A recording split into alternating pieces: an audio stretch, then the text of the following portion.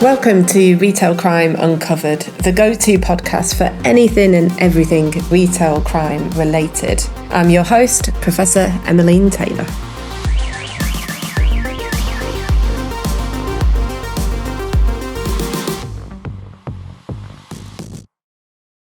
So I'm super excited today to be joined by Professor Adrian Beck, retail crime guru, and I'm sure most people listening will be more than familiar with Adrian's extensive research on lots of different aspects of retail crime. Hi, Adrian. Thank you so much for joining us. Emmeline, great to see you. Yes, thanks very much. I wanted to ask you first, obviously you're a professor of criminology, you've had an extensive career at the University of Leicester. How did you get into researching retail crime in particular?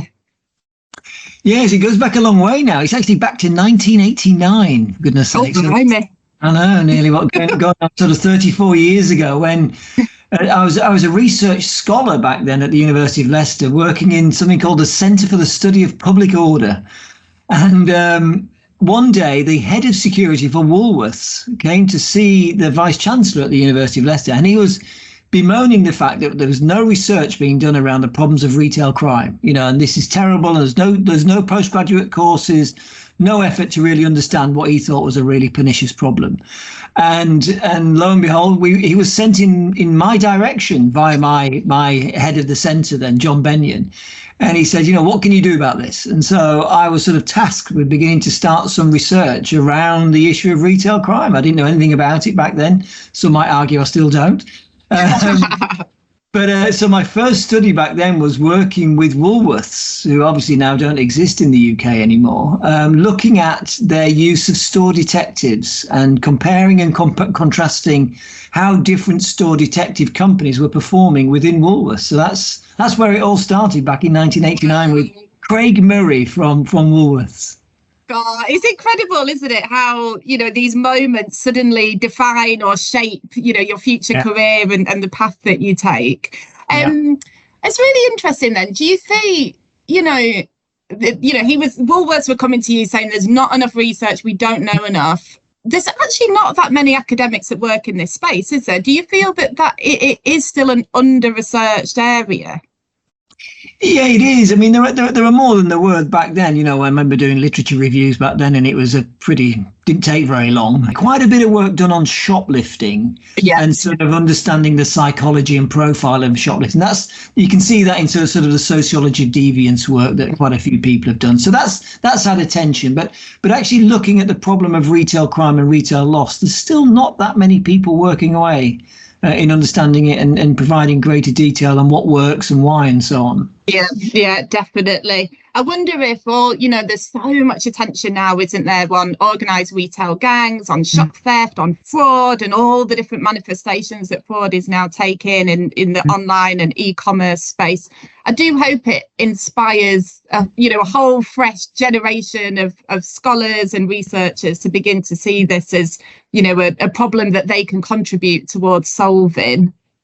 Yeah, I'm sure it will. And I think, and the other thing that I think we're seeing is certainly from retail organisations, a greater willingness to share. I mean, this was one of the great banes of my life researching this for over 30 years, is trying to get these organisations to open up and tell you things about what's going on. I'm sure you know this. Very difficult. So it makes getting access for academics, problematic, which puts some people off. We've heard this, haven't we, recently with CEOs coming out and talking openly about the problems of crime in their organisations. But also, I think retailers have now got a broader range of data available for people to look at. I mean, I think sometimes why they didn't want to talk about it was because they really didn't have any information to give us. It was all, a little bit hit and miss in terms of understanding the problem. So I think through greater willingness of organisations to open up and access to data, hopefully, more and more academics and researchers will want to engage with this subject. Yeah, absolutely. So you've done a lot of work on self-service checkout, and self-service has been around now for 3 decades, but it still seems like we don't quite know, is it effective? Is it cost effective? Do customers love it? Do they hate it? Etc. Now, this week, we've seen booths a supermarket in the north of England say they're removing their self-service checkout. What are your thoughts on this? You know, is this the end of self-service, or, you know, is this? What are your views? Do you think it's here to stay, or are the losses just too high? Yeah, I mean, it was a really interesting announcement by Booths, wasn't it? You know, quite unexpected in some respect. But we've got to remember that Booths is a very small retailer. I mean, they have 27 stores, of which they're taking SCO out of 25 out of 27. And you look at the UK, there are over 12,000 grocery stores in the UK. So they're really quite a tiny piece of the overall picture. And I suspect that, you know, they will be probably seen as a bit of an aberration, actually. I can't see a lot of mainstream retailers, certainly grocery, wanting to pull SCO out of their stores in any time soon. And the main reason is, you know, threefold. I think one, they've really recognised the labour saving they can make by introducing this technology. It is profound how much labour they've saved from introducing this technology. Secondly, they've invested a lot of capital into this technology in their store. It's not something you're going to take out. And thirdly, there is a proportion of shoppers who actually do like this technology. I know the people who don't like it get the majority of the press. But there is a proportion of shoppers who really like the speed and convenience that some type of SCO can give you. And things particularly like, you know, scan and go, where you walk around the store scanning your own products. Some people find that really convenient because it literally is bag one shopping. You know, you scan, put it in your bag, and then you leave the store. Very convenient. So I think for those three reasons, I don't think we're seeing the end of SCO anytime soon. Yeah, you mentioned the labour saving, and I've seen a few sort of estimates on this. I think for a while the figure that was put on it, that the company will save $1 for every $100 that are transacted through SCO. Is that about right? Is there sort of clear figures that are well recognised now about what that labour saving is in terms of finances? No, I mean, I've struggled. I mean, I've struggled to get data out of retailers at the best of times, but this number is really difficult to find out from retailers because it's, you know, they consider it to be, you know, it would be too much of an insight to give away, I think, in terms of what they've done. But, you know, you just have to do the sum sometimes. You know, when you look at, you know, if you went into a large, you know, grocery store that would have had probably in the region of 20 checkouts, if not 25 checkouts, all open at the same time. They've now moved to a model where they will have that replaced pretty much almost completely, at least 90% of it, with probably 2 or 3 people. So you've gone from probably having 25 plus self-checkout people down to 2 or 3. And we know that the second biggest cost that retailers have is their labour cost. And so if you can reduce it down by that level, you know, the savings, you know, and I remember talking to one retailer and he said, I can't tell you the number, but it's big. Wow, you know, gosh. And therefore he said, you know, we have the capacity to soak up a lot more loss as a consequence of how much labour we've saved. Now, that's the case in grocery. I think it's a different story when you move beyond grocery, though, because they had the labour to strip out. And I know we're going to talk about apparel later, but, you know, in apparel stores, you don't have that same labour model. I think it's a different story there. But, yeah, there's no question that the labour saving has been profound for the grocery industry. That's really interesting, and we will come to apparel in a moment. But thinking of that labour, so some people who steal when they use the self-service checkout, and, you know, there's been estimates that 1 in 3 people steal every time they're using the machines. And one of the excuses they give is that the supermarkets are unethical. They're not employing people at the same rate anymore. It's creating unemployment. You know, I want to, you know, have a person to relate to. And some of the supermarkets come back and say, we've not cut labour, though. We've repurposed those individuals. So we've got more people that might be fulfilling online orders. We've got more people stacking shelves. We've got more customer service. Is there any figures on that as to whether this is actually cutting labour or whether it's repurposing staff to other roles? Yeah, part of me would say, well, they would say that, wouldn't they?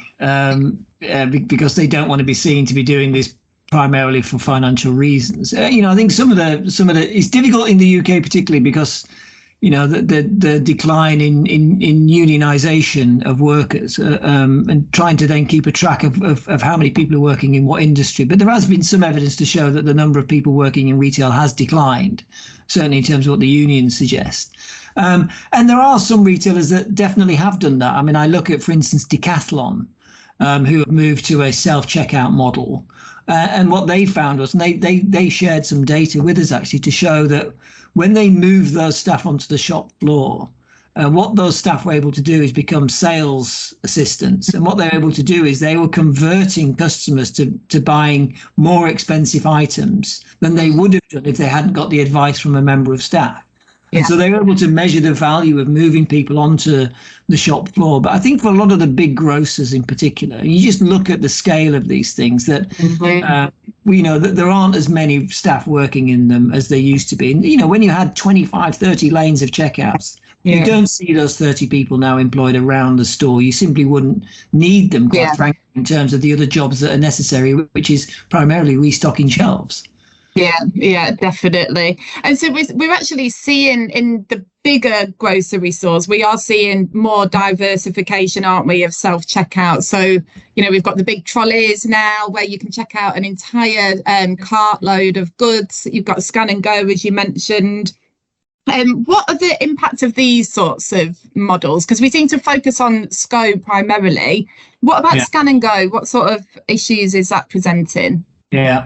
Yeah, there's been a real sort of growth of different types of self-checkout. We just think, in our minds, we're thinking about it as just one thing, which is those fixed SCO machines that we all go and use. And they are, they're very dominant in the market. Over 90% of all grocers will be using that technology, and it will be by far and away the biggest proportion of their self-checkout platform. But you're right, there are other things now. We're seeing it in terms of different variations on those, so belted self-checkouts and so on. The scan and go, as you say, also mobile scan and go now, where the consumer can use their own mobile device to scan items and pay for them. As you mentioned earlier, we've also seen smart trolleys are being trialled as well, where you can put goods into them. The trolley will scan the items for you and then arrange payment. And of course, there's the elephant in the room in some respect, which is the Amazon Go idea, which is the whole store SCO idea, where you scan yourself into the store and then you don't have to go through a checkout. So lots of different variations around this. And I think what we found, in terms of trying to measure that loss, it can be very difficult understanding which ones are more risky than others. Although what you do find with scan and go in particular is retailers are quite good at providing a particular data point that can help us understand what's going on there, which is they will often submit customers to an audit to check that they've scanned everything they should have done. And for those who've used this technology, they'll be familiar where you get called over and say, we're going to check, and often they're called partial audits, aren't they, where they'll check just a number of items within the trolley to make sure that they've all been scanned. And that data really gives us a fantastic insight into what's going on, because with fixed SCO, it's very difficult to measure the absence of something. If somebody doesn't scan an item, there isn't a data point to tell you that. If they scan it, you get the data point. If they don't scan it, it's just not there. So it's hard to get an insight. But with Scan and Go, you do get these insights. And the insights we've been getting have been fascinating in terms of how much risk they do present. I mean, we did one where we looked at nearly 20,000 random audits of Scan and Go baskets. And when we looked at it, and these were properly random, these weren't chosen by an algorithm. This was, one in whatever it was selected to have a check.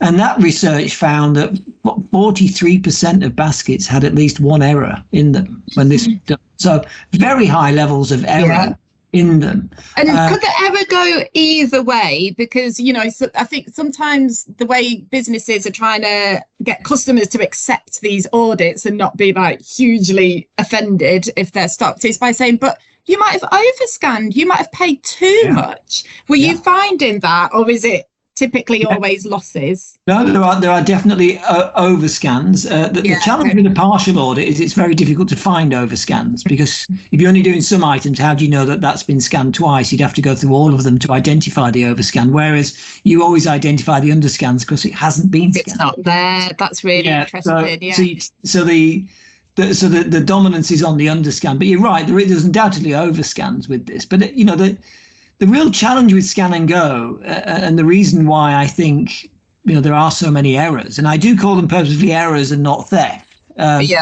is that, you're asking customers to do something really quite complicated, which requires a lot of attention to detail with this. You could be going around, you could have a couple of children with you, you could have your partner with you, you're being bombarded by information within the store all the time about special offers, you may have your shopping list in front of you, you may be answering your telephone at the same time. And oh, by the way, make sure that you scan every single item that you're picking up and putting in your trolley. That's a big ask, to do it consistently and reliably all the time. And so, we found there are certain items that are much more likely not to be scanned. So, for instance, there are some that I called ponder items, which is where, you're not sure whether you want to buy it or not, or you're not sure what variation of it you want to buy. So you want to buy a pizza. And you go, well, do I want the pepperoni one or do I want the cheese one? What do you think? Should we have this one or that one? And by the time you pondered what you want, you've forgotten that you've actually got to scan it as well. Yeah, definitely. And then there are other, we call two-handed products where you got to put the scanner down to pick it up because it's heavy. And then you put it in the trolley, you then forget to do the scan. So there's all these things that can generate error while this is happening. You could have two people putting things in at the same time. You could have children popping things in that trolley. So, it's a complicated business, and you're doing it within, a retail environment that is prone to you making more errors, not less. And so I can see why 43% of the time baskets may contain errors. The challenge for retailers is that will generate quite a bit of loss. But one I saw was, the average scan and go trolley was generating 5% of loss. So given the margins that grocery work on, which is around about 3 to 4%, it's not a great deal in that respect. Good, so it requires a lot of control and effort on the retailers to make sure that they're not losing their shirt when they're offering consumers this sort of proposition. Yeah. You said a lot of really interesting things there, but one thing I want to pick out is, you mentioned how self-service, it's not the same. So, we have this sort of banner of, self-checkout, but actually the proposition is really different store by store. Has it got weight scales? Has it got a public view monitor? Has it got video analytics? And so some of these machines are actually really sophisticated now, and it's quite difficult to, try and bypass them or manipulate them, even, or accidentally make mistakes. It's picking people up. Is there almost like a gold standard that you've seen where you've said, yes, that is going to stop opportunists, it's going to pick up on accidental mistakes, and it's also going to deter your more sort of, determined criminal? What are the features of a sort of gold standard, would you say? Yeah, it's good. Very good question. I think it is, because it's what retailers want to know, isn't it? In terms of what's the best way to manage my SCO to keep the losses at an acceptable level.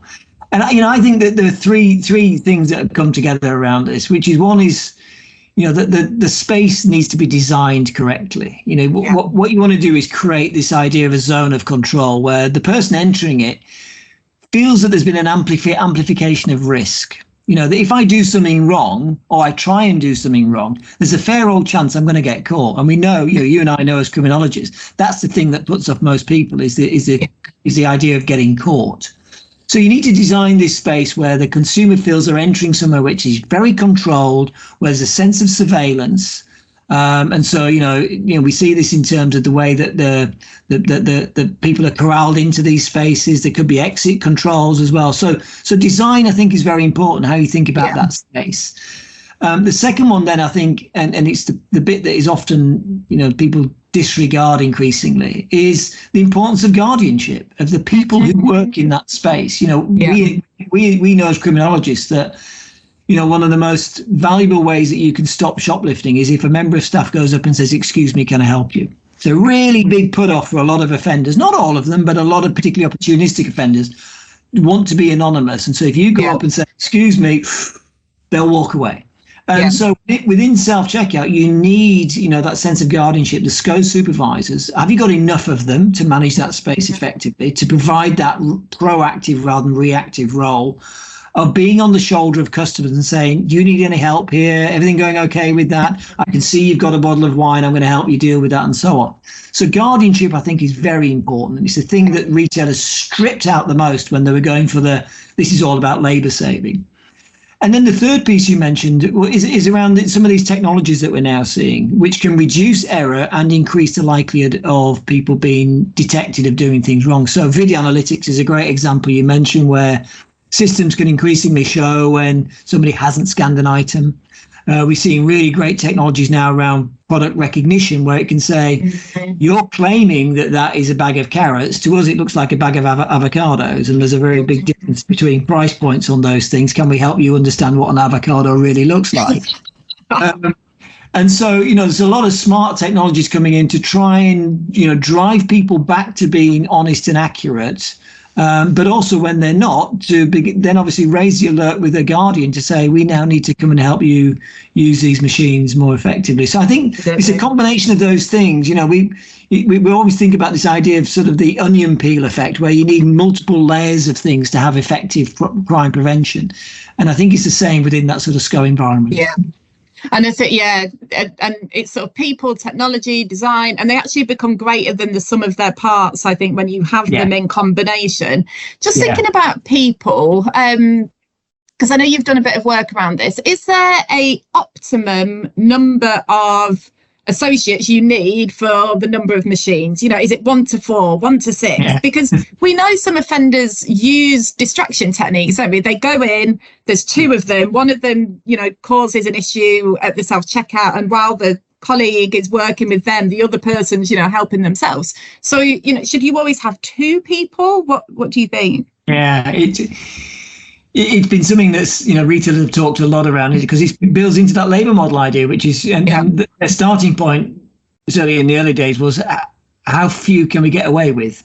Yeah. So is it 1 to 4? Is it 1 to 8? I mean, I went to a store in Australia once where they had 1 to 24, and it was just an extraordinary scene of this one person stood amidst this sea of SCO machines. And so we've often asked retailers, what is the ratio and all this sort of stuff. And we did a recent survey of SCO supervisors where we got data back from over 6,000 SCO supervisors to understand what their view was around this. And one of the interesting things we asked them was, how well can you cope in your SCO environment was one of the questions we asked them. And they also told us how many SCO machines they were looking after. So we're able to correlate these 2 bits of data. And what was interesting was that as you increase the number of SCO machines, their capacity to cope went down, and it was a correlation between the 2 numbers. Not surprising, perhaps, but as they have more to look after, the less able they feel they can cope. But I don't think it's as binary as saying it's there's just is it 1 to 4, 1 to 6? I think you need to take in a number of other factors, such as, for instance, how many types of alerts have you got set up to work on these machines? So you take somewhere where the retailer doesn't sell alcohol, for instance, then all those age-related alerts will disappear. So you don't have as much work for that member of staff to do because the system won't be alerting as much. Yeah. Similarly, if you've not deployed a security weight checking system, which we know generate a lot of alerts, many of them, sadly, false positives, that again generates work. So I think you need to build into your idea of what is the appropriate work model for your SCO space is ideas around alerting, but also it's not the number of machines, it's actually the number of transactions that go on per hour is much more important, because you could have 4 machines in one store where you get 3 customers an hour. You could have another store where you got 4 machines and you're getting 200 customers an hour. And so the labour model needs to reflect the use of the machines, not just how many machines there are. Yeah, so definitely. So need to become more sophisticated in how they build the labour model to take on board the jobs that you want them to do and the velocity in which those machines are being used. And I think you'll then come up with a better number. But finally, I think, Emily, one of the most concerning bits of data from that survey was a third of staff said that they'd been a victim of violence and verbal abuse in the last week. And what we found was the reason why this was happening often was because customers were getting frustrated because they were having to wait for problems with the machines to be rectified by a member of staff. So if you've got this person chasing around, constantly trying to fix all these alerts and being very reactive, customers, not surprisingly, don't like it, and it can end up having a really bad outcome for the member of staff. So you need to build in, have you got enough staff to make sure that you're delivering the right customer service to avoid this really negative outcome for the staff working there? Yeah, definitely. I think, it's a trend that I think was really exacerbated during the pandemic, and then it seems to have got much worse, where people's fuses just seem to be so short now, and any friction or delay, people are very willing to get so angry and aggressive. I know the figures, in the UK, it's 850 incidents, of violence or verbal abuse, every day. That it's really quite shocking. And you see it when you use the self-service. You see people becoming quite rude and agitated. It's certainly not a role I think I would cope well performing. I think it'd probably only last a couple of days, I think, in that role, because you want to please everyone, you want to serve, and help, but if it is so busy, you literally cannot attend to people in the time frame that they want you to. That's really challenging. I read something interesting yesterday as well.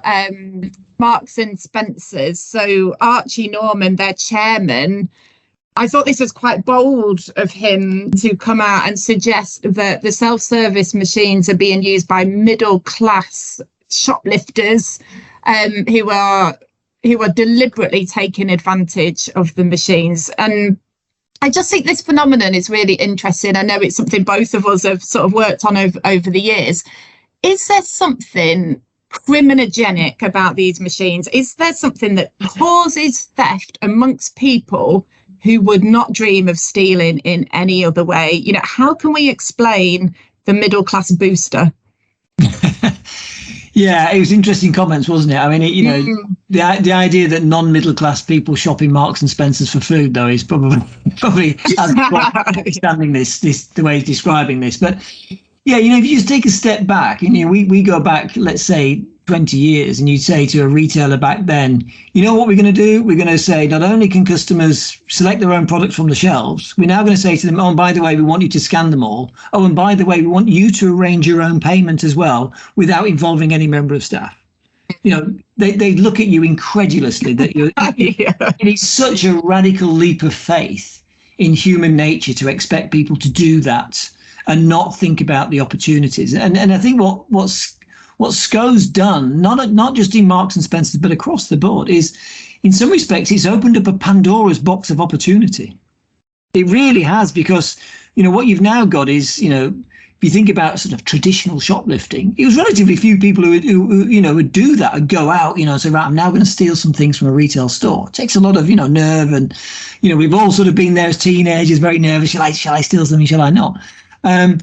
But what you've now done is what SCO does is it opens up the opportunity to almost everybody who now enters the store. Before that, there was relatively few opportunities for most people who weren't committed to shoplifting. Whereas now you've opened it up to everybody, and there's this whole range of opportunities to make mistakes. So people don't know how to use these machines very well, and we're not trained to use them. But also it opens up, what I've often called as the self-scan defense, which is if you do not scan something and you are found out, you can go, oh, terribly sorry, I thought I had. The machine must have missed it. And it's a very blurry area for retailers, isn't it? Because they're wanting us to use this technology. They haven't trained us to do it. And therefore, if we make mistakes, is it a mistake, or is it me taking the opportunity that you've now presented me with? So it really has opened up a range of ways in which people can now exploit those opportunities. And we know as criminologists, use a whole range of neutralization. The excuses we can make, we can neutralize our moral concerns through saying, well, I thought I'd scanned it, or, well, it's the machine's fault, or, well, the retailers can afford this. All these different ways in which you can make excuses which say, well, it's not my fault actually that this didn't happen, where in fact it probably was. So I think they've opened up this Pandora's box. And we're now finding that more and more people are recognizing that there's lots of ways in which they can get some stock for free. I think, those techniques of neutralization. So as criminologists would like to use fancy ways of describing things like this. So basically like excuses that people use. And some of these I find quite fascinating, because I think it's a way of otherwise law-abiding people allowing themselves to act immorally, but almost tricking themselves that what they're doing isn't that bad. You know, so you hear things like, you know, that it's victimless, that, you know, the companies are actually the real criminals because they're ripping off the suppliers, or, you know, not employing people, or that it's not that bad, or, yeah. And I just find that so fascinating, the way that people sort of play with morality to sort of excuse their pilfering, which, yeah. Anyway, so we've talked a lot about grocery. Let's move on to apparel, because I think this is actually presenting a whole different set of issues. You know, some of them are very similar, of course, but okay, so we're seeing an increasing number of companies move towards self-service checkout in apparel. So, for example, H&M, River Island. What issues does this present? I mean, the first one for me was around the removal of tags. So, you know, is this a problem? Is this creating, you know, more opportunities for people to create, create errors? Yeah, we're seeing this sort of the spread of SCO, aren't we, away from grocery, where it's been, you know, predominant for a long time, and it makes a lot of business sense in grocery because of the labour saving, as we've already mentioned. But yeah, there are a lot of apparel companies who are now thinking about whether they should be using SCO, reducing the amount of friction that their customers experience. But you're right that one of the great challenges is that historically, the apparel industry has very much relied upon hard security tags as a form of active deterrence within their environment, because they employ relatively few people in their stores. So there's not a huge amount of guardianship in these spaces, certainly compared to grocery. Yeah. And so they've relied upon these physical hard tags, haven't they, to say, look, you know, if you try and steal this, it's going to set an alarm off at the door, and you will be caught. And so don't do it. And for the most part, you know, it's been relatively successful in terms of that. You know, there's a lot of cost associated with putting these tags on. You know, there's a lot of cost for the business in doing this. But there's been a number of studies which have shown that when you take those tags off, losses do go up quite considerably. So I think there's a fair bit of evidence to say that they work within that environment. So the challenge then, of course, is if you were introducing self-checkout to reduce friction, how on earth do you deal with the tags? Because you don't want to take them off. You'll lose more. So that's been a great challenge for this industry, is, you know, do we say, right, we're just going to take all the hard tags off because we want SCO to work, and then suck up the loss, or do we find alternative ways? And I think this is where the industry is starting to work a lot harder, particularly thinking about how can you get smart hard tags, which will automatically deactivate once you've paid for the items. So, you know, you scan the product, and then you arrange payment, and as that payment goes through, there's communication with the tag, and it literally pops open, and you can just put it to one side and take it off, because the last thing you want is customers going home with a tag on their clothing. Oh gosh, yeah. Nobody wants that, getting the pliers out trying to get it off when you get home. I have been there on occasion. Yes. Or something that I want to wear it that night, and it's got the oh my god. Yeah. So I think there's a lot of work being done now in apparel, saying if we're going to go down this road, we you know, as an organisation, we're going to go, are we going to take the tags off? Because there's no point otherwise. You end up a member of staff having to go to a self-checkout machine every single time to take the tags off. Well, you might as well just get them to do the checkout process. It doesn't become self-checkout, it becomes highly assisted checkout.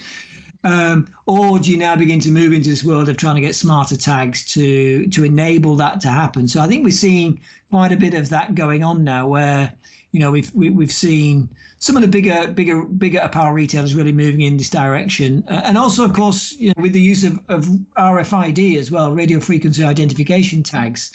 That opens up opportunities for self-checkout. You know, that we've seen with Decathlon, where you literally just put all your items into a basket, and the system reads all the tags automatically for you. You don't have to scan the barcodes. It's non-line of sight.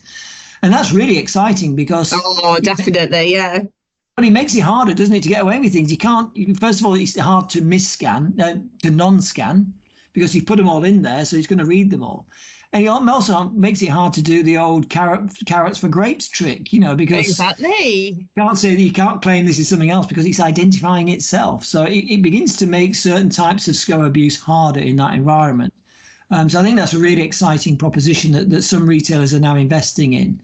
And it also gives them, hugely rich data about what's happening, because every item is unique. You can track exactly what's going on. So I think that's really exciting as well. And we're going to see, I think, more RFID-based self-checkout in apparel as we move forwards. Yeah, definitely. I think across the whole supply chain as well, it's just providing that visibility, isn't it, of where products are, where, is it where it should be? So, yeah, really exciting developments there. Yeah. Question for you. Do you use the self-checkout? So I do, but I'm selective in how I use it, which certainly in grocery, I will use it if I've got less than 10 items. If I've got more than 10 items, I will go to a staff checkout, because I know from the research that staff are always faster than me at scanning items. People think they're good at scanning, but staff are really good. So I can't be bothered if there's more than 10 items in a basket. I'll go to a staff checkout. So I'm a hybrid user in that respect. Oh, wow, that's so interesting. Okay, so yeah, we need to remember that more than 10 items and the efficiency of self-checkout is going to begin to tip over. Oh, Adrian, I could talk to you all day. Thank you so much. That's been so insightful. Yeah, some really fantastic research that you've been doing in this space and beyond, of course. And hopefully we'll have you on the podcast again to interrogate you on some of your other insights. Thank you. Been great meeting with you. Take care, Emmeline.